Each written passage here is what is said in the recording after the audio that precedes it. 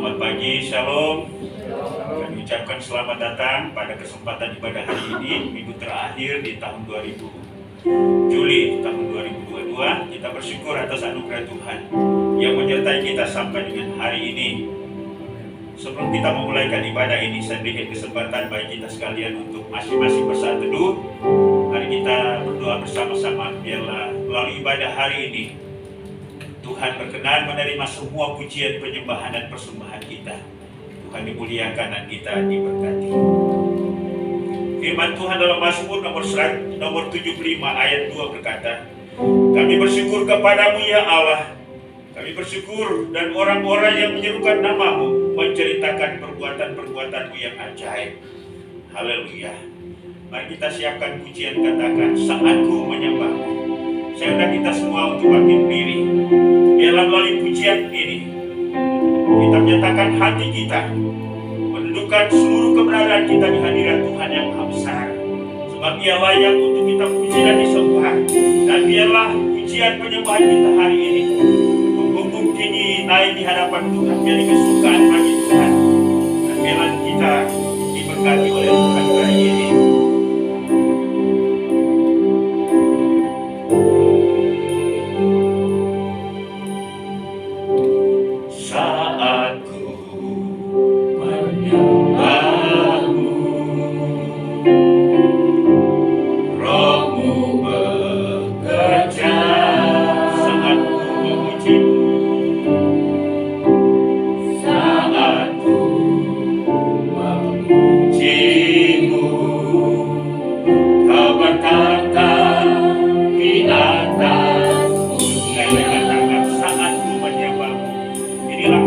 Pagi hari ini Tuhan,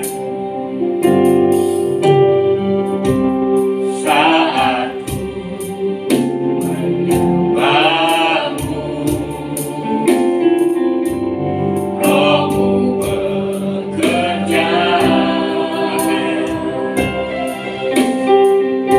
saatku memujimu, kau bertata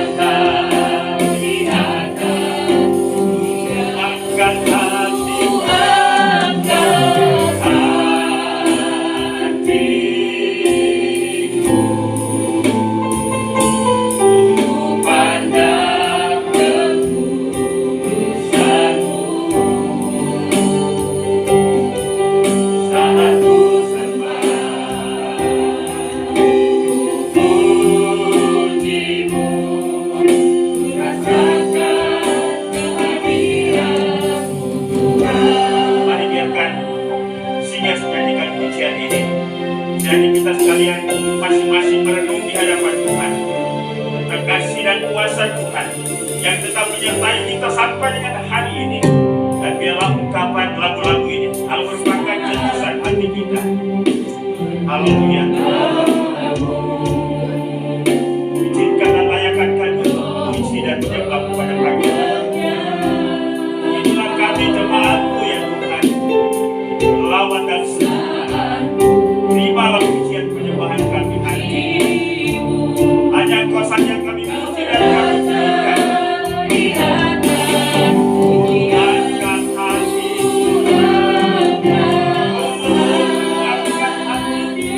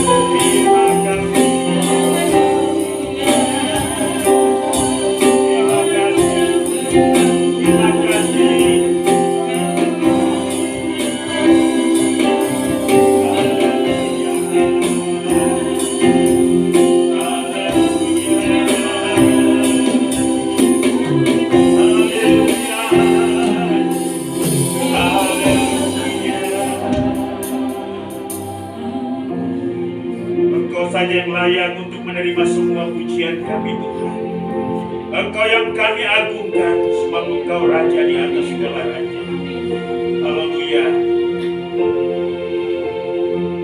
Sebab Kau layak, terima pujian. Sebab Kau layak, terima pujian. Sebab Kau layak, ku agungkan Yesus, Raja di atas segala.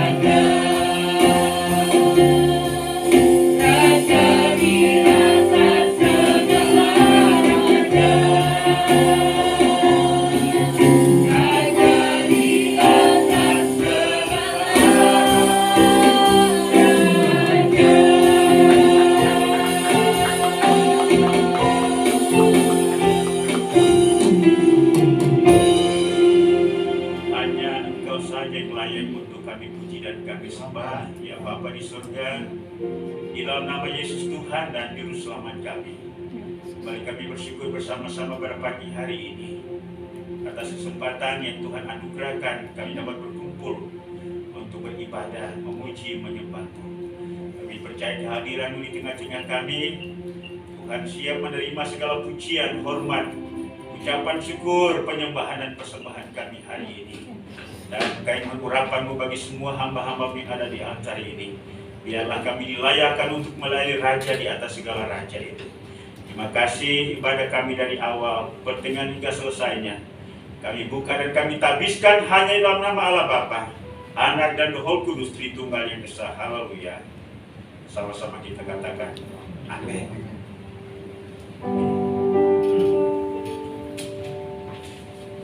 Shalom Bapak Ibu Saudara. Selamat pagi. Ada sukacita pada pagi hari ini? Luar biasa. Amin. Amin. Kita mau ke pujian lebih dari pemenang. Kita percaya bahwa kita lebih dari pemenang. Dalam segala perkara kita percaya bahwa ini dikalahkan oleh kuasa Allah.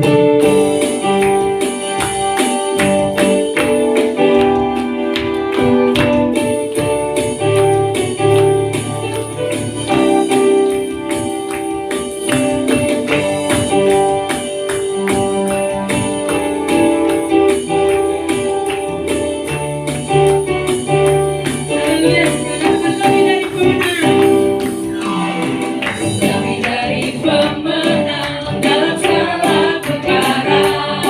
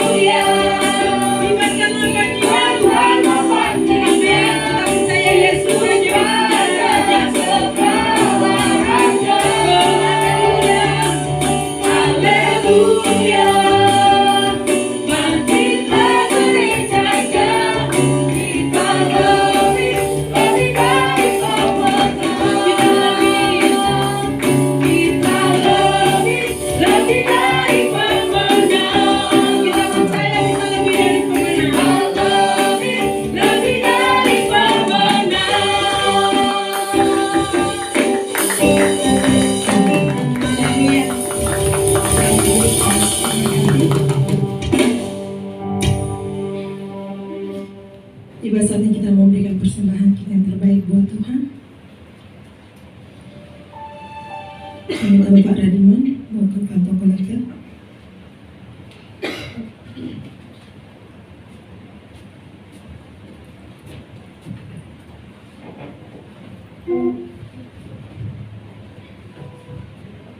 Kita satu dalam doa. Tuhan Yesus, Allah yang baik, telah kami lalui hari demi hari ya Tuhan. Banyak Engkau telah peliharakan kami ya Tuhan. Engkau berikan kepada kami sesuatu yang terbaik untuk kami ya Tuhan. Kini giliran kami ya Tuhan untuk memberikan persembahan untuk-Mu ya Tuhan, untuk pekerjaan ya Tuhan. Biarlah persembahan ini menjadi hidup yang harum di hadapan-Mu dan juga bermanfaat untuk kami semua ya Tuhan. Terima kasih Tuhan. Terima persembahan kami ini dengan penuh sukacita dan penghargaan yang luar biasa. Dalam nama Yesus Kristus kami berdoa. Amin. Sambil bersemayam jalankan kita mengangkat pujian Allah sumber kuatku.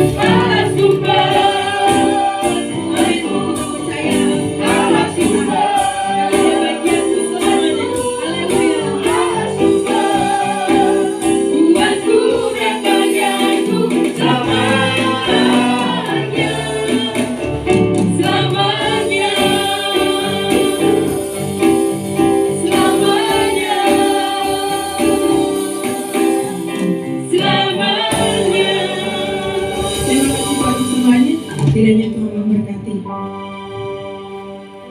saat ini kita mau siapkan hati kita. Kita mau lebih dalam masuk dalam hadirat Tuhan. Kita mau merasakan jamaah Tuhan melawat setiap kita yang hadir di hari ini.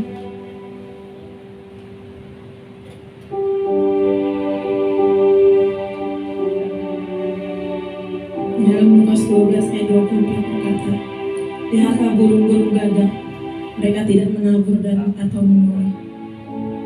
Mereka juga tidak mempunyai gudang atau lumbung, tetapi Allah memberi mereka makan. Kamu jauh lebih berharga daripada burung-burung itu.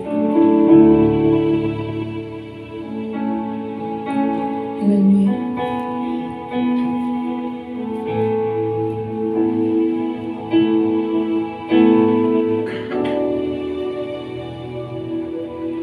Ku tak perlu khawatir terhadap apapun. Tanganmu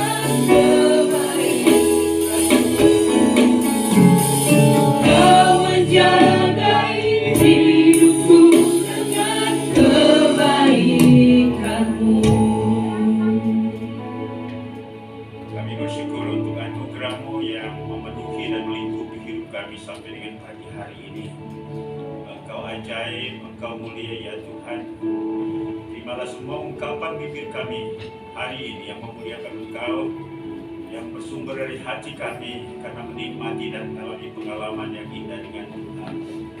Terima kasih Bapa. Puji-pujian ini adalah merupakan ungkapan hati kami. Tuhan terima semuanya itu menjadi kesukaan pagi. Pagi ini kami akan belajar firman-Mu. Karena Tuhan Engkau cerai hati pikiran kami, buka pemahaman kami, pengertian kami, dan Engkau memberikan hati hamba kepada kami untuk siap menerima firman dan berkata ya, dan siap untuk melakukan apa yang Kau katakan kepada kami. Hamba-Mu, mari Tuhan urati dalam segala kekurangan dan keterbatasan. Biarlah hanya Engkau saja yang sempurna memenuhi hati pikiran kami pada hari ini. Terima kasih Bapa, terpujilah nama-Mu. Berbicara kepada kami karena kami siap untuk mendengar. Hanya dalam nama Yesus Tuhan dan Juru Selamat kami firman yang hidup. Kami sudah berdoa kepada Bapa di surga. Haleluya. Amin. Silakan duduk.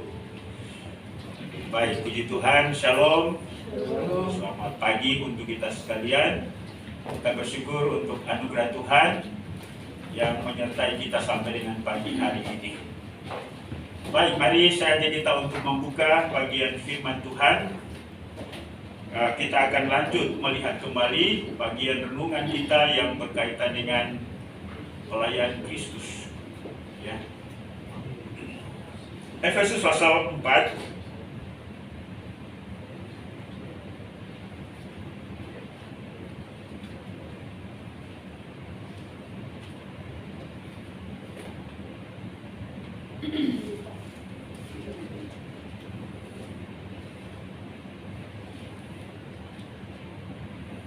Efesus pasal 4 ayat yang ke-13.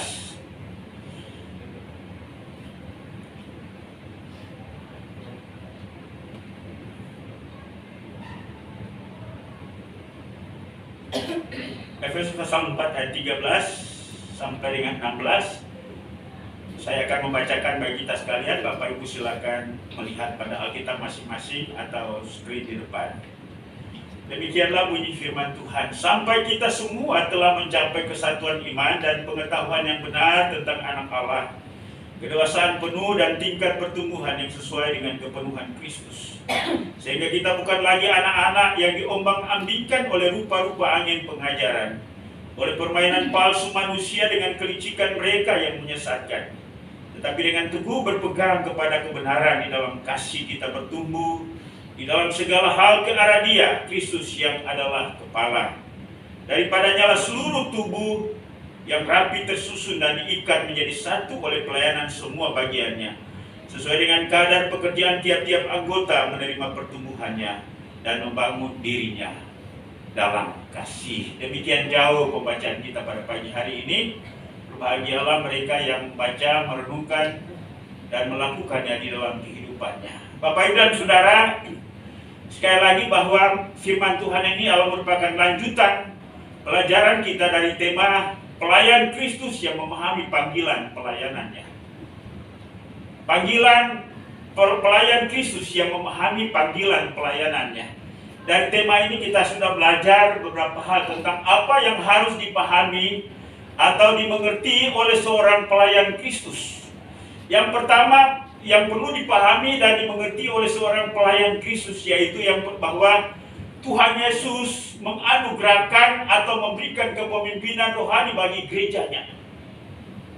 Ya, jadi tidak semua orang bebas. Artinya setelah percaya kepada Kristus lalu menjadi orang yang menyendiri dan ya bahasa kasarnya itu liar ya. Tetapi dia harus berada di bawah sebuah komunitas yang disebut gereja atau keluarga Allah. Dan di dalam gereja itu, di dalam eklesia itu, di dalam tubuh Kristus itu ada para pemimpin yang ditugaskan oleh Tuhan untuk membimbing, mengarahkan, memimpin seluruh anggota jemaat. Ya, makanya kita lihat dalam bacaan sebelum ayat yang kita baca ini, di sana ada kepemimpinan rasul, kepemimpinan para nabi, kepemimpinan para pemberita Injil, kepemimpinan para gembala dan pengajar. Walaupun istilah rasul, pemimpin rohani rasul hari ini tidak ada lagi, nah itulah sebabnya ya tidak ada pendeta yang berani mengatakan saya rasul ya. Kalaupun ada ya ngaku-ngaku dan pasti itu palsu, ya. Atau tiba-tiba ada orang yang berkata, saya Allah Nabi akhir zaman, ya. Nah, kalau ada orang mengaku, ya pasti kita tahu itu ya palsu, ya. Tetapi paling tidak ialah bahwa fungsi kerasulan, fungsi Nabi ini ada, ya. Yaitu ada para pemimpin rohani yang di masa sekarang ini. Namun yang paling terkenal atau yang paling kita kenal hari ini adalah ya gembala, ya. Gembala pemberita Injil atau yang disebut dengan evangelis, ya. Nah, tugas mereka adalah memberitakan Injil atau menyampaikan firman Tuhan. Yang kedua yang kita perlu pahami ialah bahwa pelayanan semua orang percaya atau semua anggota jemaat itu memiliki sasaran, memiliki tujuan. Jadi tidak asal. Jadi ketika melayani dalam bidang pelayanan apapun sesuai dengan karunia kita, harus ada satu pemahaman dan pengertian bahwa saya melayani ini tujuannya untuk ini. Ya, jadi jelas dalam pemahaman dan pengertian kita. Sasarannya Allah untuk membangun tubuh Kristus, untuk membangun gereja, untuk membangun jemaat. Jika ini yang kita pahami dan kita miliki, maka jelas ialah bahwa ada dorongan tersendiri yang memberikan semangat dan gairah bagi kita. Juga ada sebuah tanggung jawab bahwa kita tidak hanya sekedar ibarat kita menyiram air garam di air laut, tetapi ada punya tujuannya.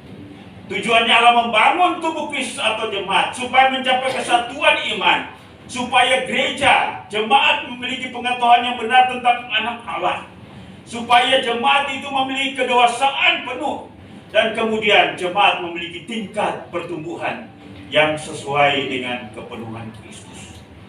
Jadi ini ringkasan apa yang kita sudah pelajari pada bagian yang lalu. Nah, hari ini kita akan belajar pada bagian yang ketiga dari hal apa yang perlu dipahami dan dimengerti oleh seorang pelayan Kristus. Hari ini kita akan belajar tentang dampak atau hasil pembangunan tubuh Kristus. Dan setiap upaya pelayanan kita pasti akan berdampak. Nah, kalau tidak memberi hasil atau tidak berdampak, maka kita perlu mengevaluasi pelayanan kita kembali. Saya harus mengevaluasi diri sebagai gembala. Saya harus mengevaluasi diri sebagai pengkhotbah. Saya harus mengevaluasi diri sebagai BL. Saya mengevaluasi diri sebagai pemain musik dan lain-lain sebagainya. Paling tidak ialah bahwa dampaknya adalah dampak yang memuliakan nama Tuhan. Dampaknya adalah dampak yang memberkati orang lain, bukan dampak buruk atau dampak yang sebaliknya. Inilah yang harus kita pahami dan kita mengerti. Karena itu, mari kita mengevaluasi diri. Bapak dan Saudara, dampak apa yang dihasilkan oleh pelayanan kita? Yang pertama adalah dampak masa kini atau dampak kekinian. Mari kita memperhatikan ayat yang ke-14. Sehingga kita bukan lagi anak-anak yang diombang-ambingkan oleh rupa-rupa angin pengajaran, oleh permainan palsu manusia dalam kelicikan mereka yang menyesatkan, tetapi dengan teguh berpegang kepada kebenaran. Dampak yang dihasilkan, dampak kekinian dari pelayanan setiap anggota jemaat Allah, membuat anggota jemaat itu teguh di dalam Tuhan. Ya, Bapak dan Saudara, kita tidak bisa memungkiri bahwa hari-hari ini muncul berbagai macam ajaran, dan berbagai macam ajaran itu muncul berbagai kelompok-kelompok orang Kristen. Ya, sehingga ya banyak pengajaran itu yang warawiri. Sadar atau tidak sadar bahwa kita telah menerimanya itu melalui medsos, ya. Ajaran tentang Kristus, ajaran tentang gereja, ajaran tentang perpuluhan dan lain-lain sebagainya. Ada bertentangan antara satu dengan yang lain. Karena kalau kita tidak punya pijakan dan pemahaman yang benar, maka di sanalah kita akan mengalami satu kebingungan. Itulah sebabnya tidak jarang, ya, kita melihat orang Kristen seperti burung, ya, Bapak Ibu pernah lihat himpunan burung? Mungkin ada ratusan bahkan ribuan burung. Dia itu kesana kemari, ya, tidak jelas arahnya. Ya, banyak orang Kristen yang seperti itu, ya. Dari gereja ini ke gereja ini, keluar dari gereja ini muncul gereja baru. Ada sebuah tren, ya, di mana ada gereja-gereja yang istilahnya ialah bahwa yang dimenangkan bukan lagi orang yang non-Kristen, tetapi memang ya orang-orang Kristen. Tinggal bagaimana dia menciptakan sebuah momentum, menciptakan sebuah acara, ya, melalui medsos itu, lalu kemudian menarik banyak orang dan disanalah berbondong-bondong. Nah, itulah sebabnya kalau kita tidak memiliki pemahaman tentang mengapa saya menjadi orang Kristen, bagaimana saya menjadi orang Kristen, untuk apa saya menjadi orang Kristen, dan pada akhirnya seperti apa seharusnya saya menjadi orang Kristen, maka kita tidak memiliki konsep yang jelas tentang kehidupan ini. Kita akan mudah sama seperti yang dikatakan oleh pemazmur, sama seperti sekam yang gampang ditiupkan oleh angin. Makanya Paulus berkata, sehingga kita bukan lagi anak-anak yang diombang-ambingkan oleh rupa-rupa angin pengajaran. Anak-anak itu ya mudah ditarik kemana-mana. Mana yang lebih menarik baginya, ya dia ke sana. Setelah itu datang orang baru, kelompok baru, diajak lagi, ayo ke sana. Ya, pada akhirnya mutar keliling dan tidak tahu ujung pangkalnya kemana pada akhirnya. Itulah sebabnya kita perlu teguh berpegang pada kebenaran. Saya rasa bahwa gereja Kemajuan tak konsisten dengan pengajaran yang alkitabiah, pengajaran yang injili, ya. Bahkan tidak jarang juga yang sangat menyedihkan. Banyak pendeta-pendeta yang saling mencemooh, selisih paham di medsos itu, ya. Pendeta sana celah sini, celah sana, dan lain-lain sebagainya. Berantem, adu argumentasi, dan pada akhirnya banyak jemaat yang tidak paham menjadi penonton, memberikan sebuah tanda tanya besar bagaimana kekristenan ini. Itulah sebabnya pentingnya kita memiliki pemahaman yang benar, sehingga kita teguh berpegang pada kebenaran itu, dan kita tidak sama seperti anak-anak yang diombang-ambingkan. Belum juga disebabkan oleh rapuhnya kekristenan, rapuhnya kerohanian kita, ya, pikiran dan perasaan yang sangat labil, gampang kecewa dan lain-lain sebagainya. Itulah sebabnya mari kita tetap teguh berpegang dalam kebenaran itu sendiri. Yang kedua, selain daripada teguh berpegang pada kebenaran, juga ada sebuah pertumbuhan yang dalam segala hal ke arah Kristus. Dan pertumbuhan itu dilandasi oleh kasih. Saudara-saudara, Alkitab memberikan penekanan tentang kasih. Ya, Allah merupakan inti daripada relasi kita dengan Tuhan, relasi kita dengan sesama. Kasih juga Allah merupakan landasan kita dalam hal melayani. Kalau kita tidak memiliki kasih dengan Tuhan, tidak memiliki kasih dengan sesama, tidak memiliki kasih dalam melayani, tidak memiliki kasih dalam membangun relasi kita dengan jemaat, maka pada akhirnya waktulah yang akan menentukan dan membuktikan seperti apa kehidupan rohani kita. Kasih itu sangat penting. Bahkan Allah sendiri mengutus Yesus ke dalam dunia ini oleh karena kasih. Karena itu Yohanes 3:16 berkata, karena begitu besar kasih Allah akan dunia ini, sehingga ia telah mengaruniakan anaknya. Dasar daripada Yesus Kristus hadir atau lahir di dunia ini karena kasih. Karena itu kita pun juga ketika kita percaya kepada Kristus, itu disebabkan oleh karena kasih kita. Setelah ia menyingkapkan dirinya kepada kita, siapa sebenarnya dia. Dan kasih itu terus bertumbuh, dan kasih kita akan disempurnakan menuju keserupaan dengan Kristus. Ya, kualitas kemanusiaan Kristus. Kita tidak mungkin mencapai kualitas dalam hal keilahian Kristus, tapi kita akan bertumbuh dalam kualitas kemanusiaan Kristus. Artinya ialah bahwa sebagaimana Kristus adalah manusia sempurna, kita juga sementara ke sana menuju kepada kesempurnaan. Amin Bapak Ibu.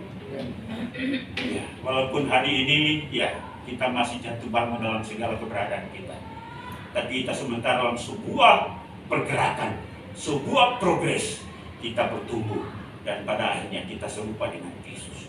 Kristus itu punya komitmen konsistensi yang sangat tinggi. Ia tidak gampang bergeming oleh apapun. Bahkan ancaman sekalipun terhadap dirinya, kematian pun datang terhadap dirinya, ia tidak pernah mundur dari visi Allah, misi Allah, yaitu untuk menyelamatkan manusia. Tapi kadang-kadang kita gampang berpindah ketika ada sesuatu yang tidak sesuai dengan keinginan kita, yang tidak sesuai dengan harapan kita. Mari kita teguh sama seperti Kristus. Yang ketiga, masih dampak atau hasil kekinian daripada pelayanan kita, yaitu membawa seluruh anggota jemaat terarah dan solid. Firman Tuhan berkata, tetapi dengan teguh berpegang kepada kebenaran, di dalam kasih kita bertumbuh di dalam segala hal ke arah Kristus, yang tadi kita mengalami pertumbuhan. Ayat 16, daripadanya lah seluruh tubuh yang rapi tersusun. Bapak Ibu, kita harus memahami bahwa dalam membangun kebersamaan perlu disiplin, ya. Kadang-kadang orang anggota jemaat tidak memikirkan tentang posisinya, ya, dalam gereja, dalam kebersamaan, dalam iramanya. Ada yang Paulus menggambarkan posisi jemaat itu sama seperti tubuh ini, ya. Tubuh ini bersinergi antara satu dengan yang lain dan masing-masing memahami posisinya. Kaki tidak mungkin berkata, saya gantian posisi dengan tangan. Atau kepala berkata, saya gantian posisi dengan kaki. Itu akan amburadul semua tubuh ini, ya. Masing-masing tetap pada posisinya dan berfungsi pada posisinya, ya. Tidak saling tukar posisi, karena memang Tuhan sudah menempatkan demikian, ya. Bahkan namanya tangan kita ada dua, tangan kiri tidak pernah berkata, tangan kanan gantian posisi, ya. Ya. Atau jari ini berkata, kelingking berkata kepada ibu jari, Bu jari, bolehkah kita tukar posisi? Ya. Tidak bisa.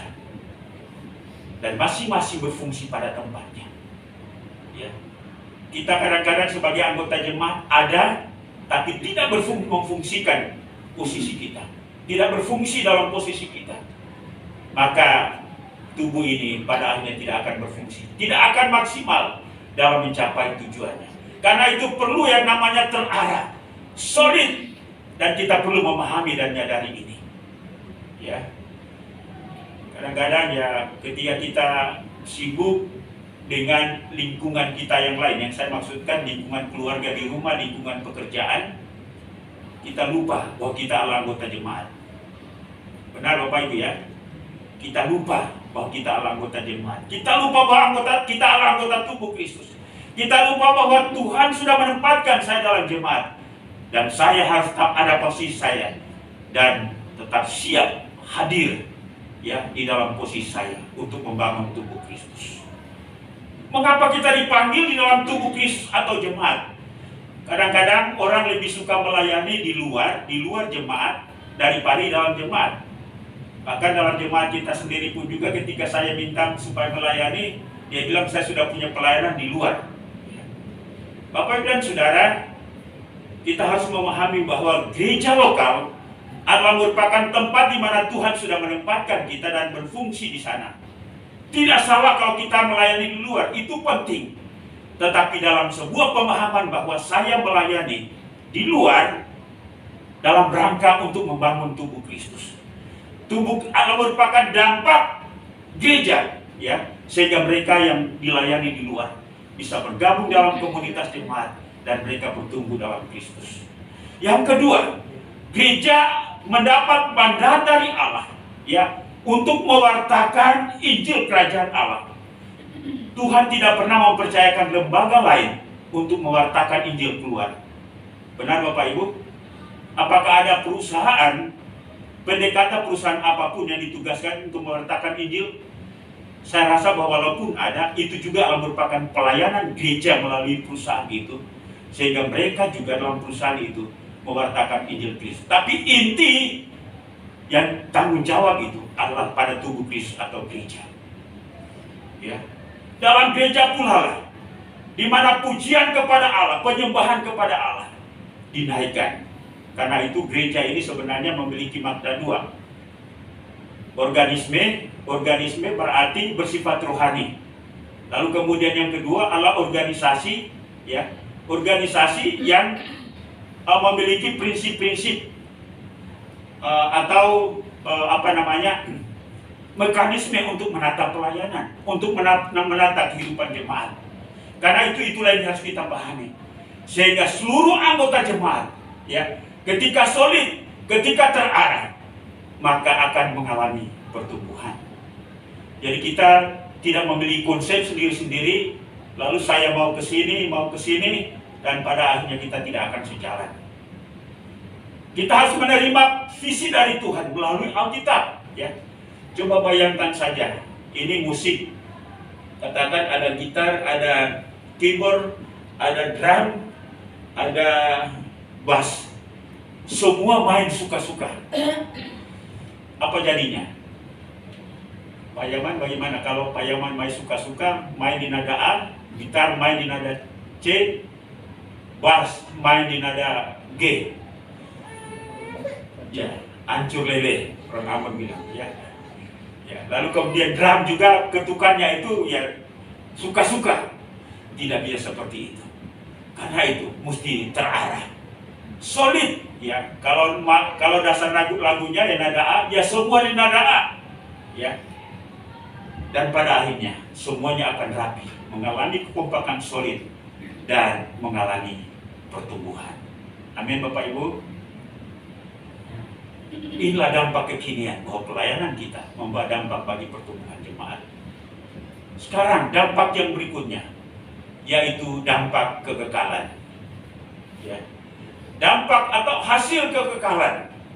Dalam pertama Korintus 3 ayat 12-15 firman Tuhan berkata, entahkah orang membangun di atas dasar ini dengan emas, perak, batu permata, kayu, rumput kering atau jerami, sekali kelak pekerjaan masing-masing orang akan nampak. Pelayanan kita hari ini, saya menjadi gembala, saya menjadi pengkhotbah, Bapak Ibu menjadi BPJ, menjadi WL, pemain musik, itu akan dievaluasi pada akhirnya, ya. Akan dievaluasi pada akhirnya ketika kita sampai di sana, ya, pada dunia kekekalan.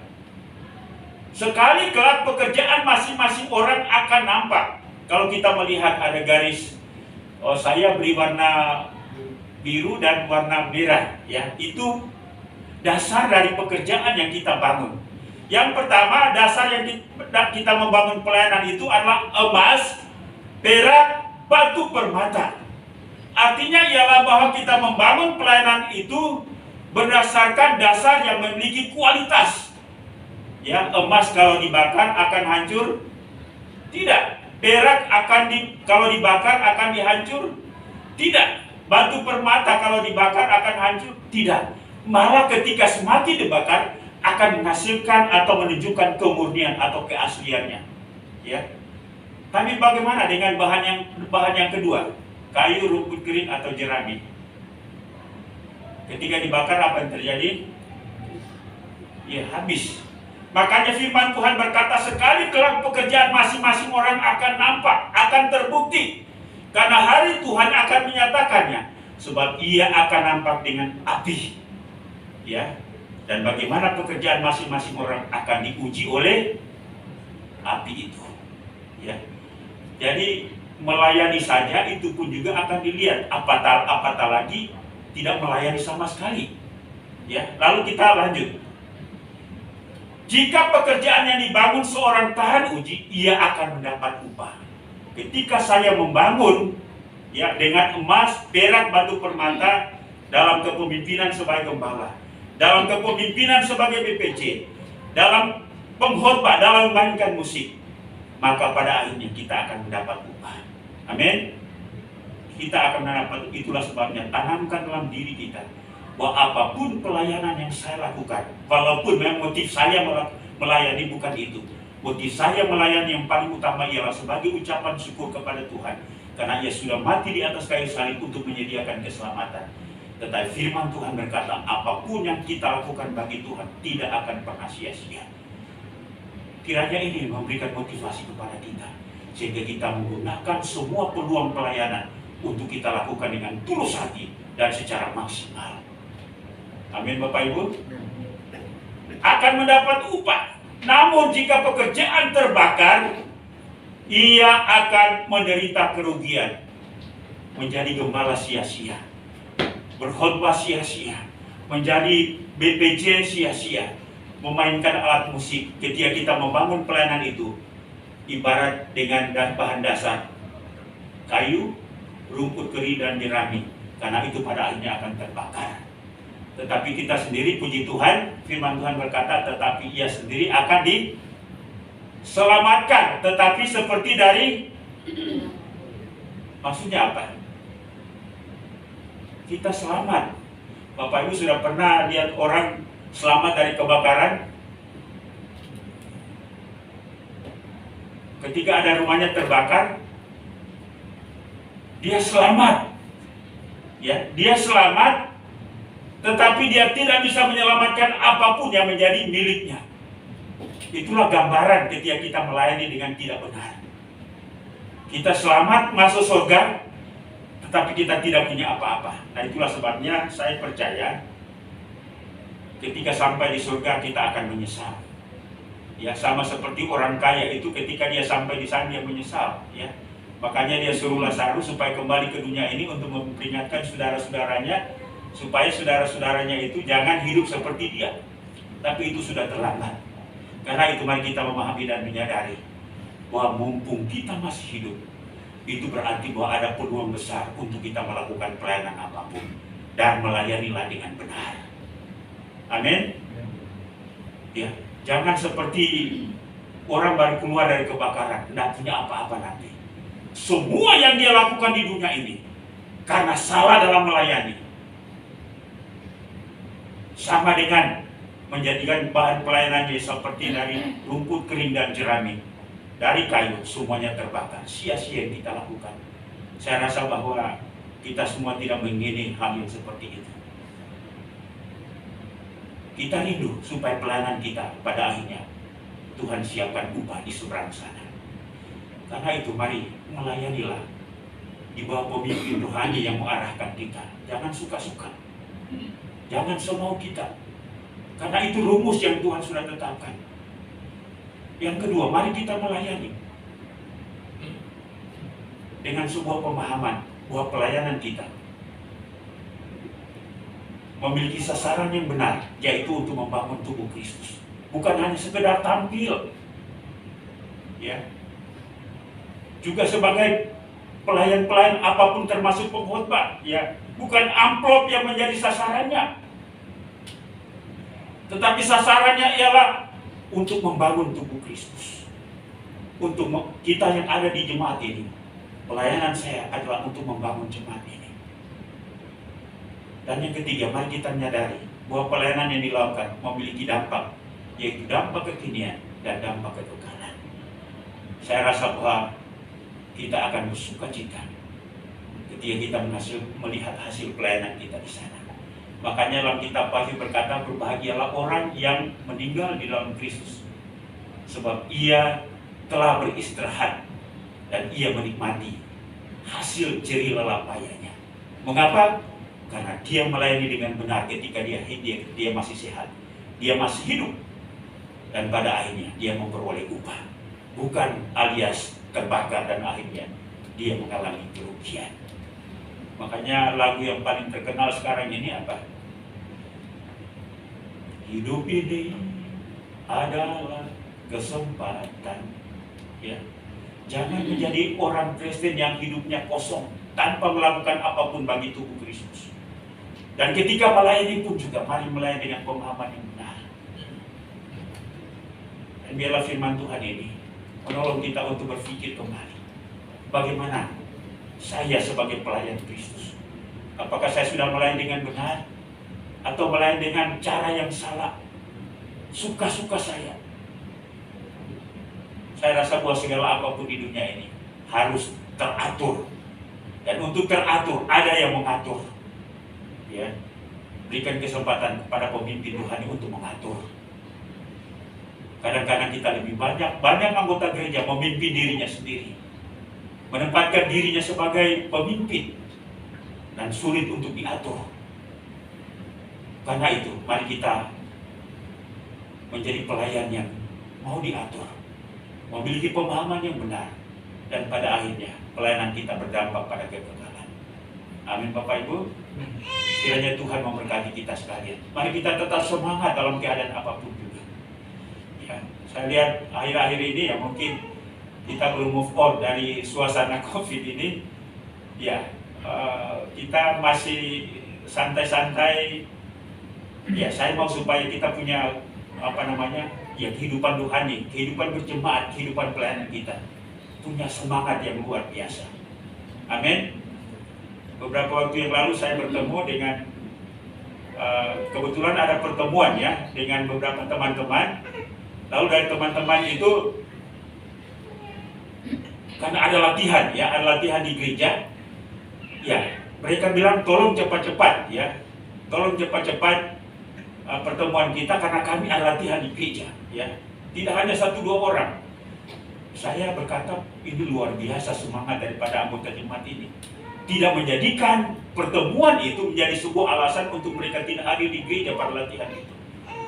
Mereka hadir, tapi mereka juga semangat untuk latihan di gereja. Nah, saya berdoa, saya rindu supaya kita pun juga memiliki semangat yang seperti ini.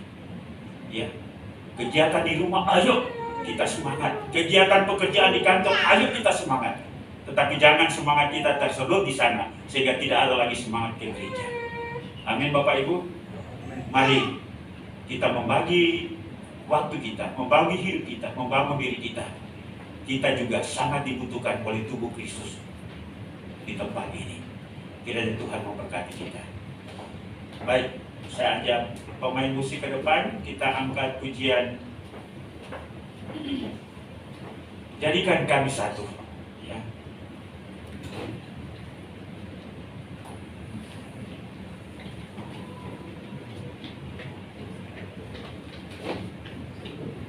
Mari kita berdiri.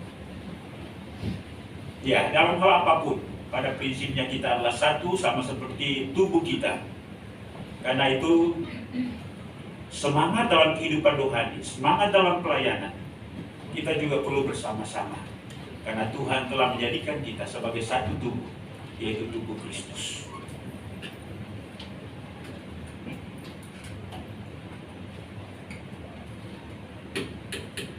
Ya, sebelum kita melangkah keluar, lagu ini berkata, jadikan kami satu dulu. Bulan depan, bulan Agustus Allah merupakan bulan penginjilan bagi Gereja Temanjil Indonesia, di mana kita diajar, dididik. Selain daripada kita membangun tubuh Kristus di dalam, maka kita pun juga berbagi, mewartakan Injil Kristus keluar.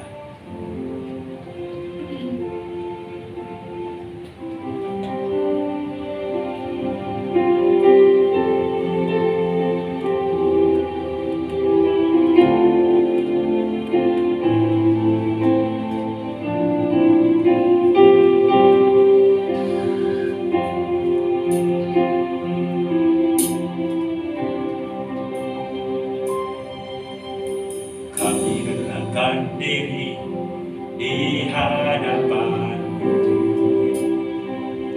membawa curhati saat berseru, agar kami saling melengkapi tubuhmu, seperti Kau dan Yesus adalah satu. Kita ulangi sekali lagi.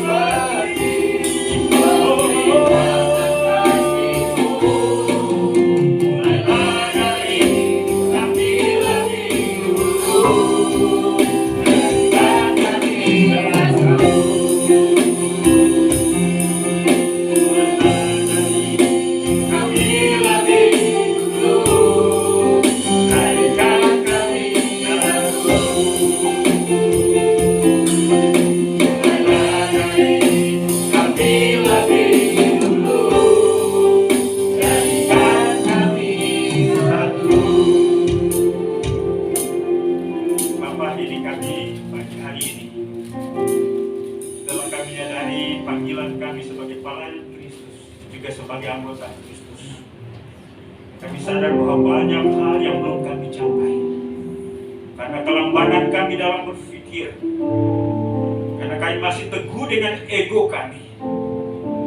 Kami mohon ampun Bapa atas kelalaian kami. Kami secara pribadi, sebagai gembala, BPJ, pelayan-pelayan, bahkan seluruh anggota jemaat, kami terlena dengan kesibukan kami sendiri, dengan urusan kami di rumah, dengan urusan kami di pekerjaan, dan kami mengabaikan hakikat kami sebagai tubuh Kristus. Tidak salah kami secara maksimal melakukan tanggung jawab kami di rumah. Tidak salah kami melaksanakan tugas dan tanggung jawab kami di kantor, di perusahaan di mana kami berada. Tapi tolong kami ingatkan kami Tuhan, bahwa kami juga harus maksimal sebagai anggota jemaat, sebagai anggota tubuh Kristus. Maksimal dalam posisi kehadiran kami, maksimal dalam hal kami melayani. Ampuni kami Tuhan. Bangkitkan semangat dan gairah kami. Jangan biarkan kami dalam keadaan lesu. Bangkitkan kami supaya gereja ini bisa bertumbuh. Semangatkan kami. Kembalikan kami roh yang menyala-nyala dalam melayani Tuhan.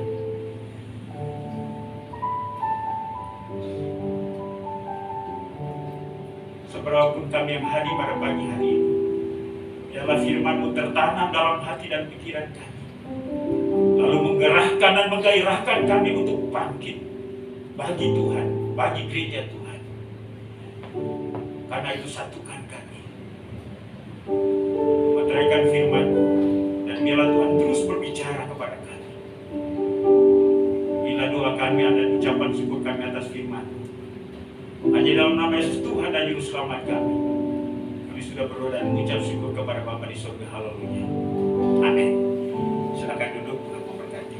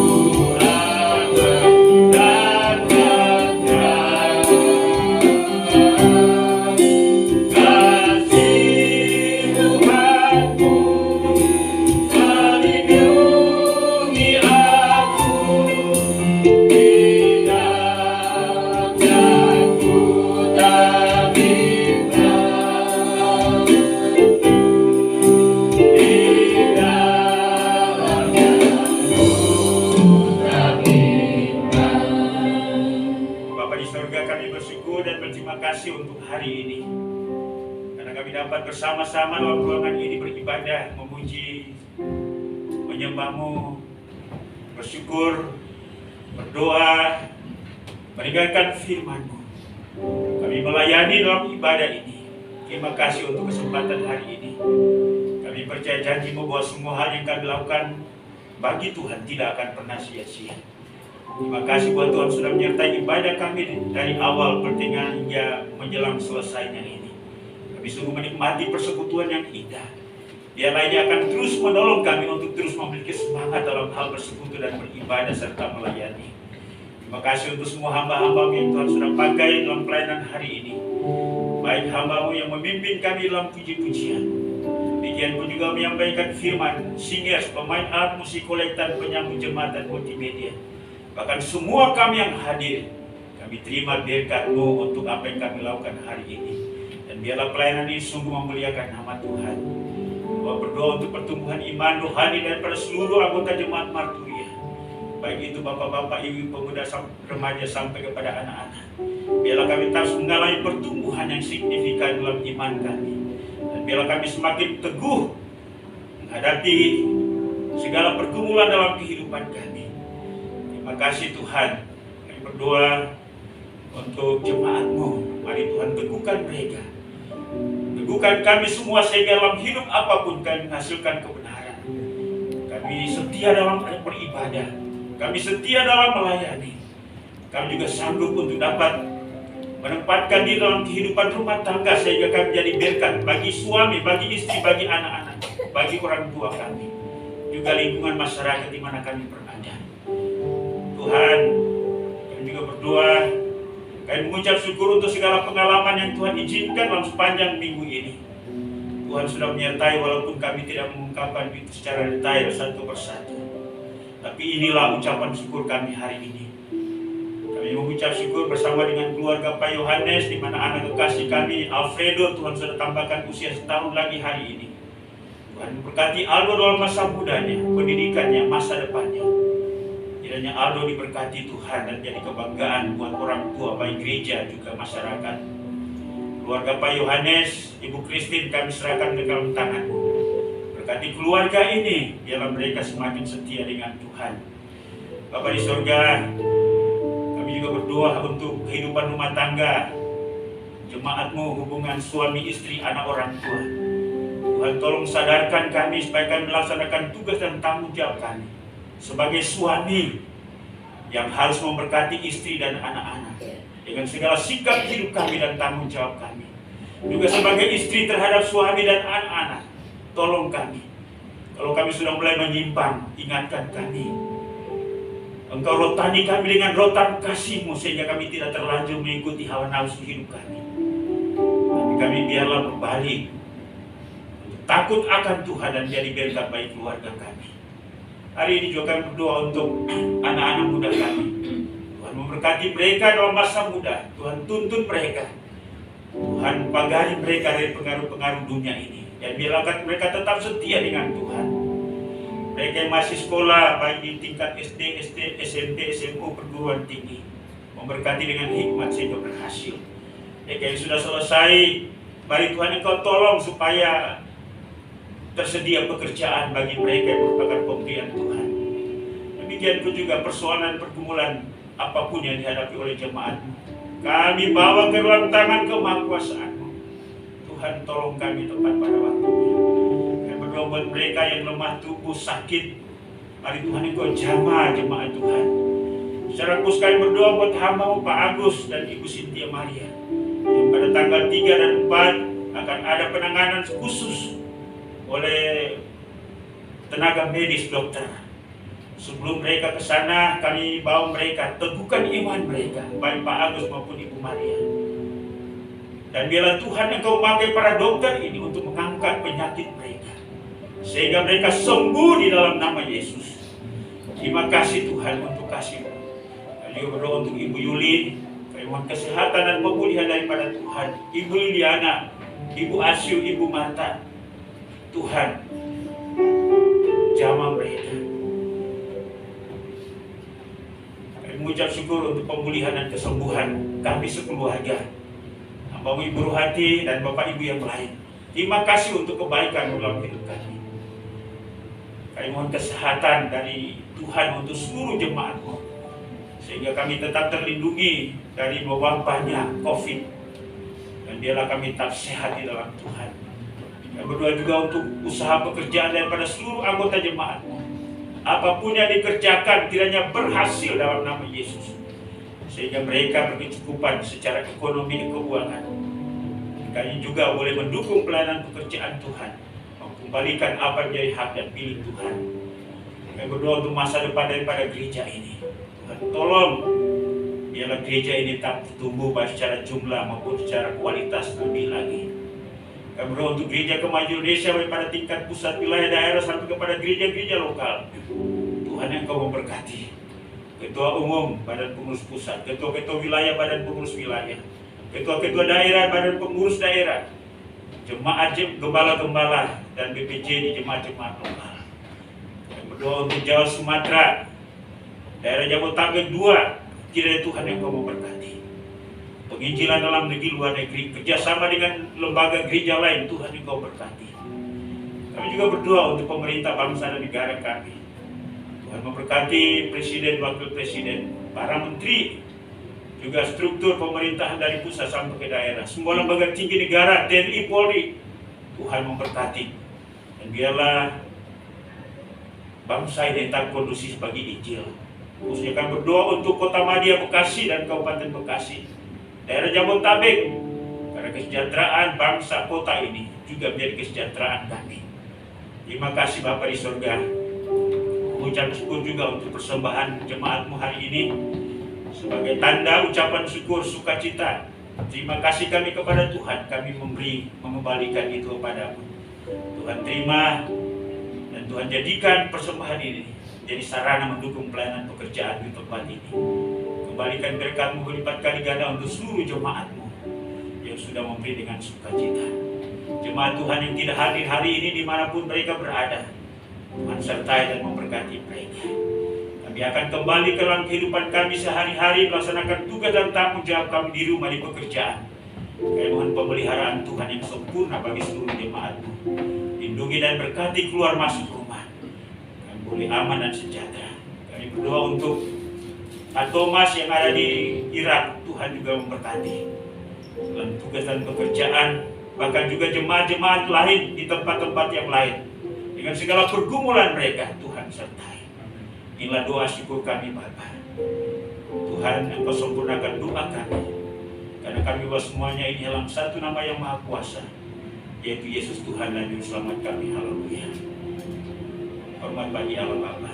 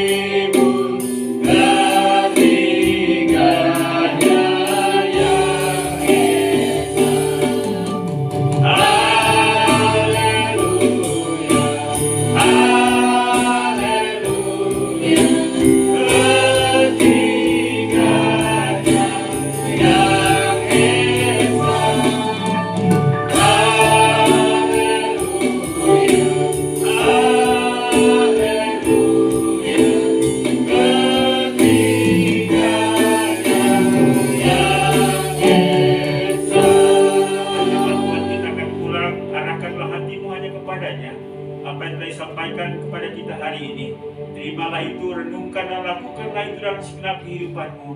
Dan biarlah kasih karunia daripada Allah Bapa, anugerah dan damai sejahtera dalam nama Tuhan Yesus, serta pimpinan, penghiburan, pertolongan Roh Kudus menyertai kita hari ini, bahkan sampai selama-lamanya. Haleluya. Sama-sama kita katakan amin. Baik, silakan duduk. Ibadah kita